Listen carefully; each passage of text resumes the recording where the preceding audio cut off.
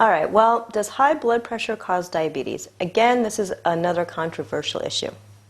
So what happens when you have high blood pressure is that your arteries and capillaries are closed and it restricts the blood movement.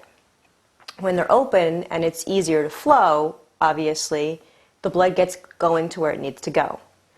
When your blood can't get to where it needs to go, it causes a strain on all your systems.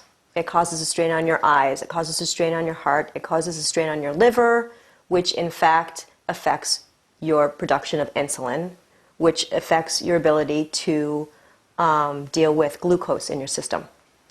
So when you have an issue with that and you have sugar coming into your system, and again, this is always about simple or complex carbs and proteins. If you're putting too much white stuff into your system in the form of white pasta or bread or sugar in your coffee, it puts a tax on your system to be able to process that. So when you can't do that and your liver can't produce the correct amount of insulin, you're going to end up with diabetes because you have too much glucose floating around in there.